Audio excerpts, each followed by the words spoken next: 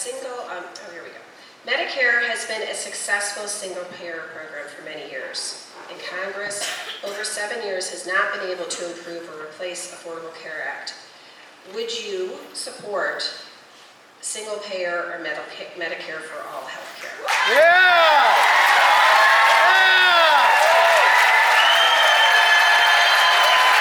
Please, we'd like to get to all of our questions tonight. I understand you can show your cards, but do not interrupt, or we're not going to get to many questions. Thank you. I love Medicare. I want to make sure that we keep Medicare strong for the people who need it, especially our seniors. As I mentioned earlier, what I want to make sure is that you don't have coverage with no care. And that is my fear. We're seeing some doctors not taking new Medicare patients. I know you've heard that. I've heard it all the time. We've got people who come into our office who say, I've got Medicare, but I can't see a doctor. I can't see the doctor I want to see. So it's happening. And if you need references of people we're talking to, I can give those to you. So I think Medicare is great. I don't think it's the only answer. I think there's other good answers out there as well. So it's a piece of the answer. It's not the solution. One more question on, well, we have a couple here. Illinois is facing a budget shortfall for the upcoming fiscal year. Well, that's an understatement. During our worst state budget crisis in history, Medicaid expansion has brought $3.4 billion in critical federal dollars in addition. And it has helped with mental health, and we know it's also helped with the heroin addiction issues. Do you oppose any bill that cuts Medicaid funding, including CHIP, to Illinois?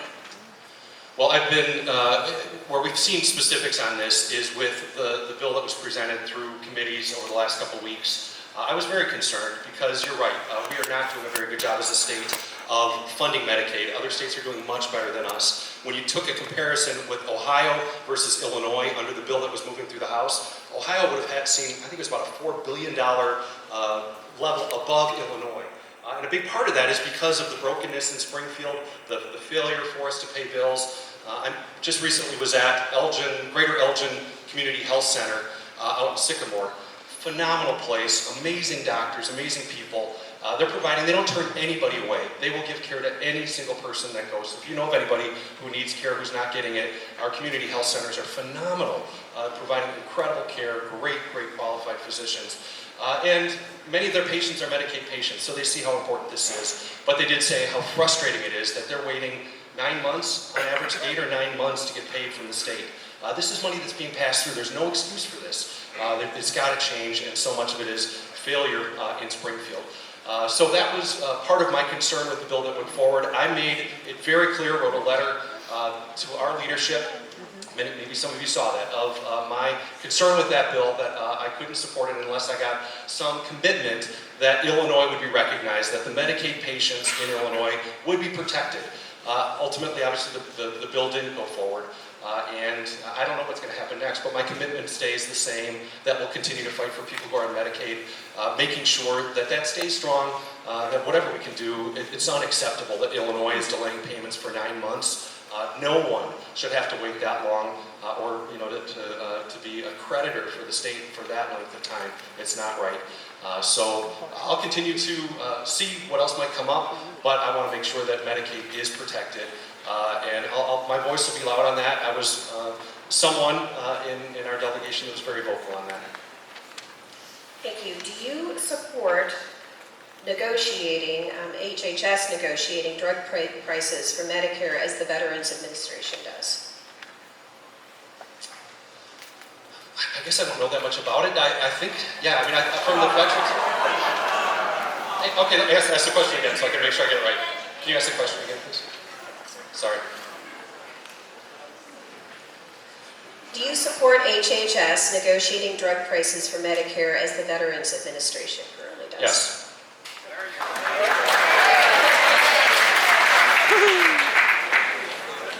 When the American Medical Association supports comprehensive sex education programs as the most effective strategy to prevent HIV, sexually transmitted diseases, and teen pregnancies, please tell us why you are co-sponsoring H.R. 2028, the Healthy Relationship Act of 2017, which will go against the AMA's recommendations and only fund abstinence-focused sex education programs. Absolutely wrong. Read the law. Read the legislation that we put forward. That's not what it says. What it says is there's both, and there's room for both. There's comprehensive sex ed that's out there. Literally 90%, more than that, of dollars is being spent on comprehensive sex education. That's not going to change. But we also see that abstinence education giving people truly healthy choices of saying,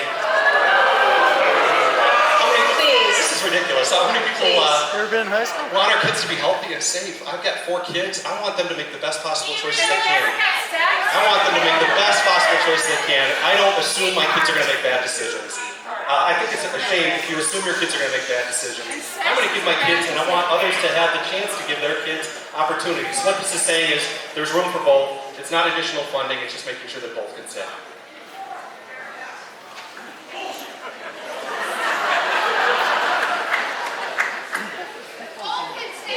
Many of the topics we're going to be discussing this evening are controversial. We understand you have strong feelings about these issues.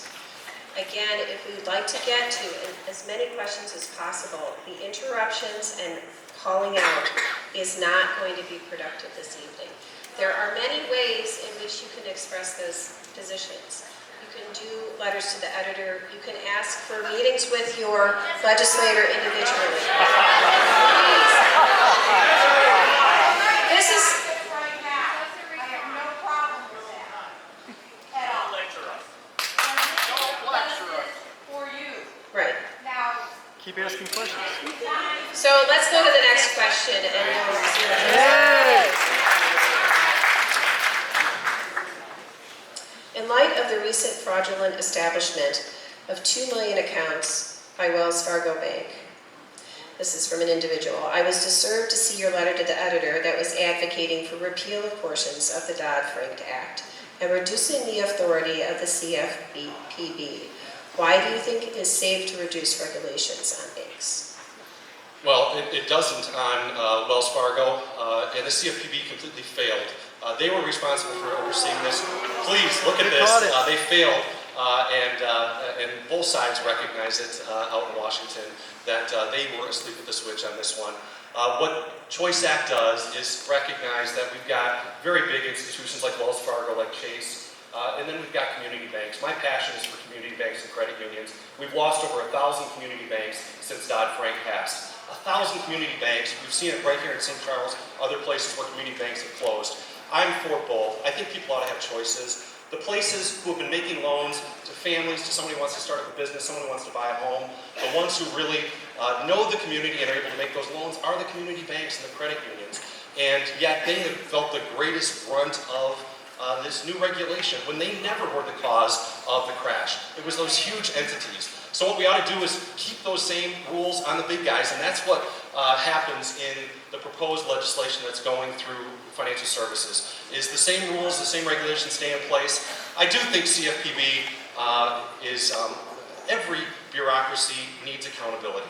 Every bureaucracy needs checks and balances. Our founders saw that, and we see that, whether it's the president, whether it's Congress, whatever, there needs to be checks and balances.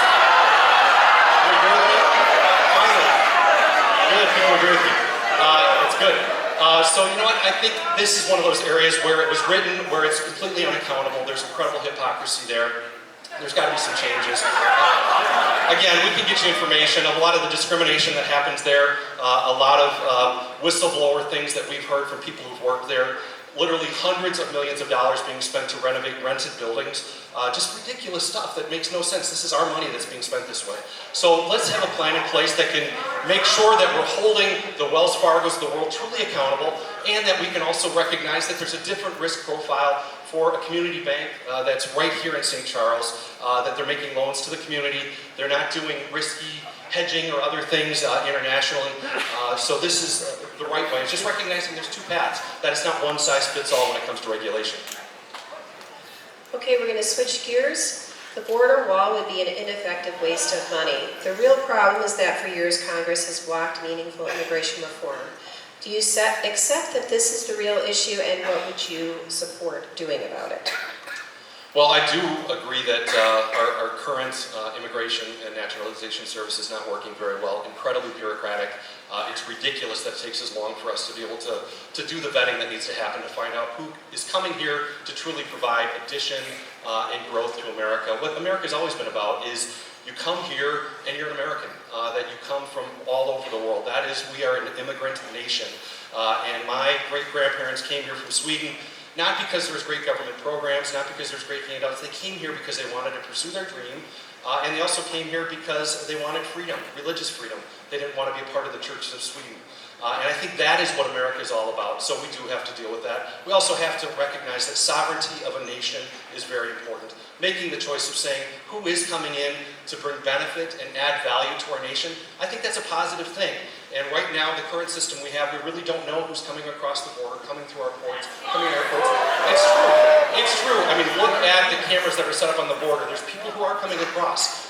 So we've got to do a better job. And I think in some places a wall might make sense in cities. I think in some very open areas, I think there's other things that can be done to make sure that, again, we're protecting our own sovereignty. You know, you get back to saying how valuable votes are and our ability to be able to make sure that our voice is heard. I think this is one of those areas where it is important for us to know who's coming in and out. So I do support better controls on our borders. I do support better control at our borders and our ports. I also support making sure that we can continue to welcome people. I represent Fermilab. I'm so proud of that place, and you go there, and there's people from all over the world, the brightest physicists from all over the world, and so many of them spend more than half their time working to try and extend their visas, things like that. It's unfortunate. It's pulling away from very valuable time. So I've been supportive in the past, will continue to be supportive of immigration reform, making sure people who are here to have real added value are able to stay and do this work and grow opportunities. But again, I want to make sure there's also people who are coming here to be part of drug trade. There's people who are coming here to do things to harm to our nation. Very small minority.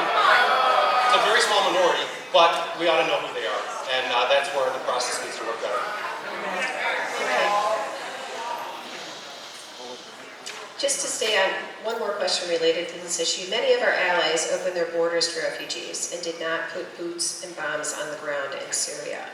As you watch the horrific videos of civilian Syrian victims, do you agree with Trump's militant rather than humanitarian approach? I heard just an unbelievable Syrian speaking just today on the radio that was talking.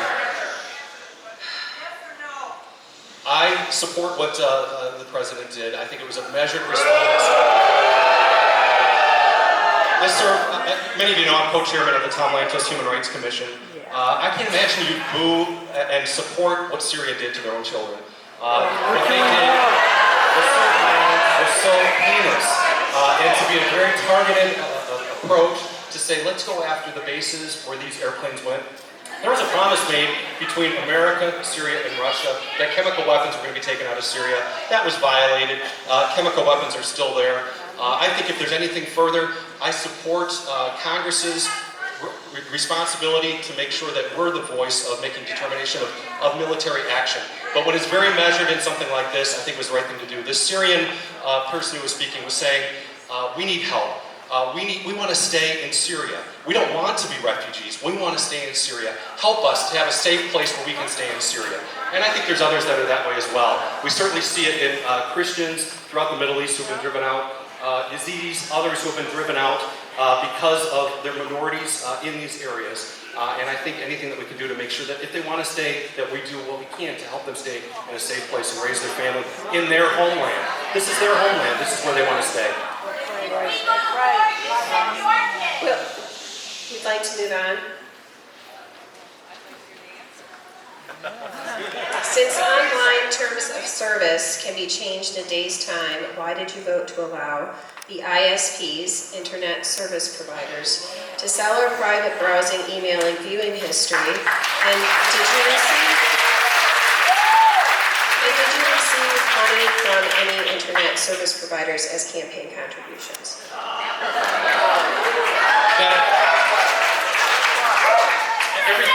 Everything everything I've received is absolutely available and online. It's open. We just filed, so you can look again and see. I'm so proud of the continued support that we get from people who live here in the district. Answer the And question. so let me get to the issue. Last minute, at the end of the last administration, many things were passed, not through Congress, but by rule. And this was one of those things. It was a specific change, executive order to change. Control had always been under the FTC for internet providers. It was a significant overreach by the FTC of saying that this is something that they wanted to control. We moved the legislation. Nothing has changed in this law. Excuse me, I'd like to ask a follow-up question. What is your position on net neutrality? Well, I think this is, again, something that ought to go through Congress. It shouldn't be something that one administration or the other makes the determination. I think I want to make sure that our information is protected. I serve on the Science Committee. I'm passionate about making sure that we're protecting information, that we're growing technology, that new access to technology is there, that we've got cybersecurity, that we can be confident with the technology that we're using. So I'm very supportive of that, but I think the right process to go is not at the end of the administration or the beginning of the administration. The reality is that rule that was passed wouldn't go into effect until next December, so nothing has changed. What we do now have is these next months to be able to work through and to have real answers, have it go through the process. Please stop hollering while He's not he's answering giving the an question. answer. I appreciate you keeping Answer the question. Thank you.